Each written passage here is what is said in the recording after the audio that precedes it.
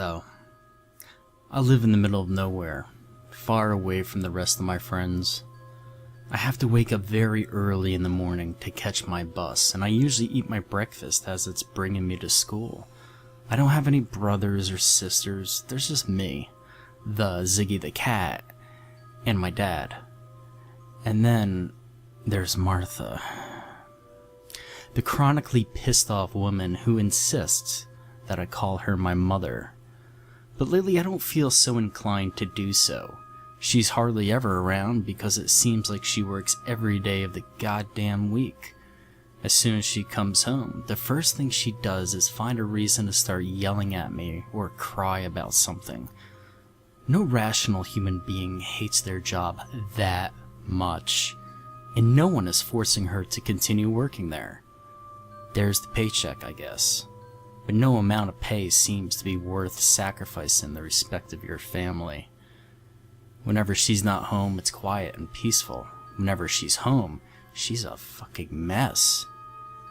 When she's not screaming at me over some menial task that I didn't do or didn't do right, she's crying about it. Any other person might feel bad about this, but it's such a frequent thing that I become almost completely desensitized to it. And when she does have a day off, oh boy, I run for the hills. I just cannot deal with her bullshit for an entire day. Martha may be the woman that gave birth to me, but by her behavior toward her own family alone, she's hardly a mother figure in my life. I'm 15 years old and I get good grades. I don't cut class. I don't do drugs. And I never really cared for violent video games all that much. Shit, I don't even have a girlfriend. Okay, to be completely honest, there is a reason for that though. One that might be, shall I say, uncomfortable for her to hear from her only son. But if she's always coming home so upset and pissed off over nothing, there's no way in hell I'm ever going to consider coming out to her. Martha is never happy, and I'm starting to think that something might actually be very seriously wrong with her. My dad doesn't want to talk about it with me. He insists that she takes medication for her issues and that it's under control. Is she getting paid to scream and sob like a crazy person? Because that's all I ever see her do. I literally cannot remember the last time she smiled at me. The day she took that job, her personality did a total 180, and the woman who was my mother vanished. Even poor Ziggy has taken avoiding to her when she caught. Even poor Ziggy has taken to avoiding her when he hears her car pull into the driveway. Maybe cats really do have a sixth sense. One week, she left on a business trip to Australia. That was easily the quietest, most peaceful week I've ever had in recent years. Ziggy had full reign of the house, strutting about in his fluffy glory like he owned the place. Dad and I went to a local motorcycle show in town. So many amazing bikes, and shiny leather clothes too. On the way home from the rally, I told my dad. I told him about, well, myself. He took it better than I thought he would. A few of the other gay kids at my school weren't so lucky. I'm very glad to have a father that gets it, but not long after I broke the news to him, his proud smile quickly sank. His facial features seemed to hang limp off his face like a half-molten rubber. "Oh, boy," he sighed, "your mother." "Martha will learn to live with it," I barked. I want this part of the conversation to end before it has a chance to fucking begin. And if she has a problem with it, she could stay in Melbourne for all I care. She works so hard for your benefit, you know. You're still her son. She loves you. And a fine job she's done of showing it, Dad. How much longer are you gonna keep making excuses for her being a shitty parent and a shitty human being? I looked over and saw my father's mouth crack open for a moment, as though he was about to reply, but he didn't. The rest of that drive home was awkward as hell for the both of us. When the day came that she was supposed to come home from Australia, she was several hours late. Dad agreed not to give her any details about our previous conversation. He insisted that I be brave enough to tell her myself.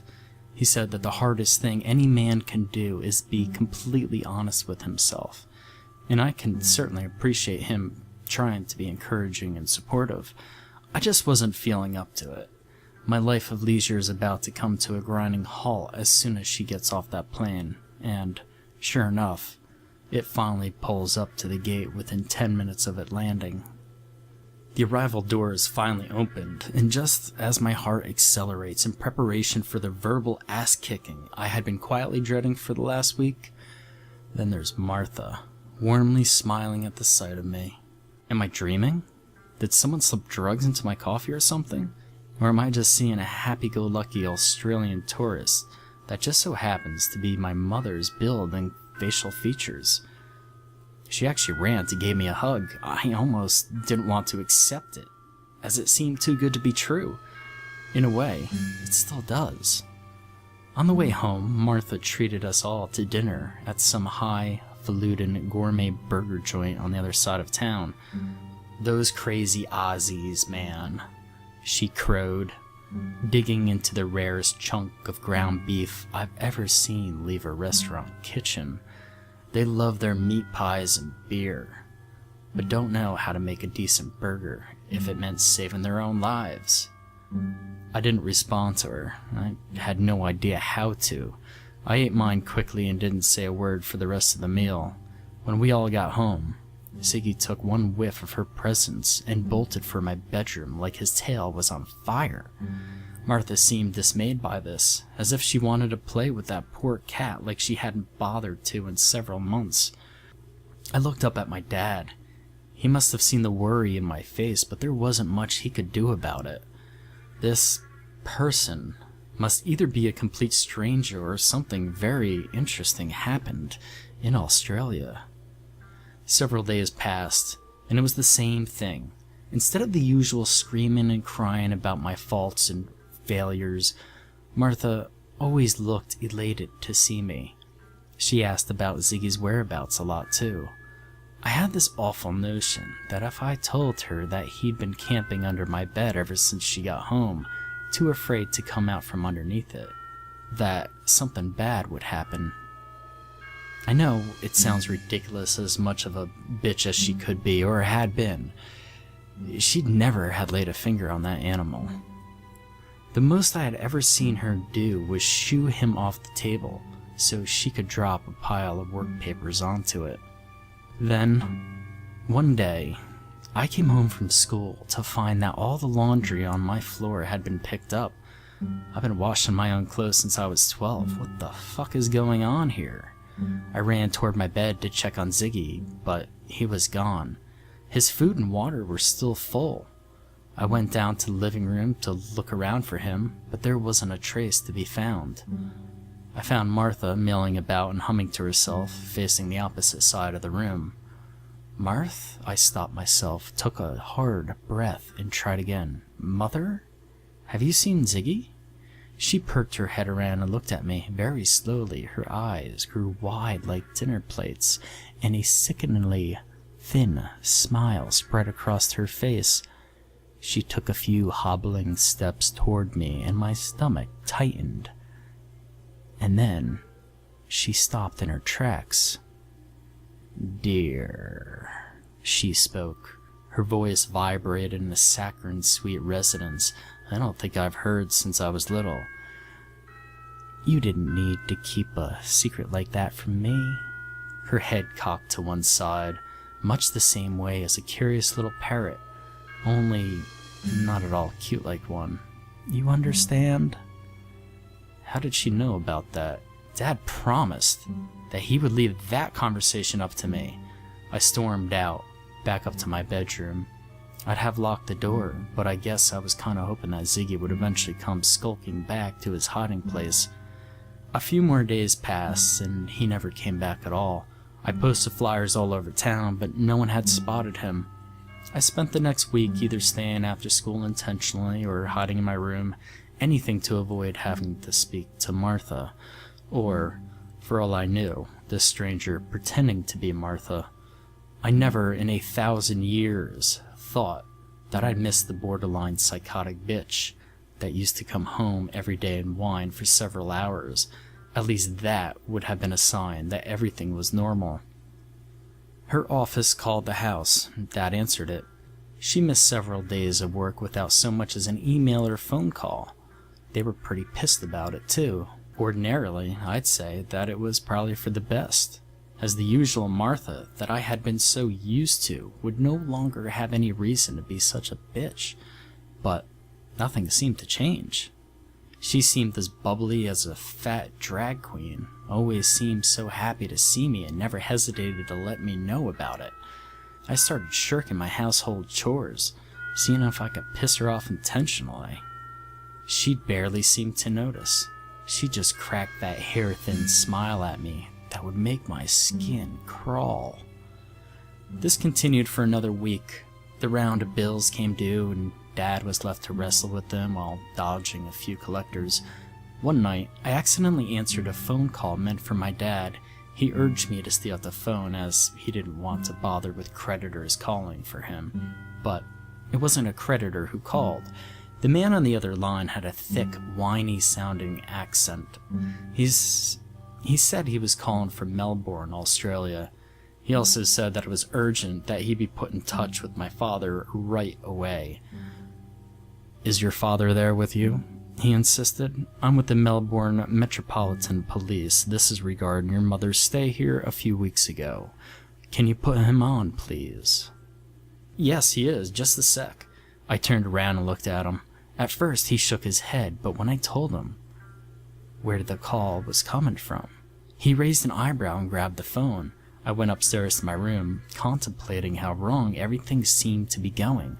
Martha, the woman whom for the last few years only ever paid attention to me when she was angry with me, seemed to be walking on sunshine ever since she got off that plane.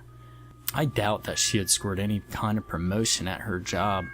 As if that were the case, she would have at least bothered to show up for work when she got back to the US. What was going on with this woman?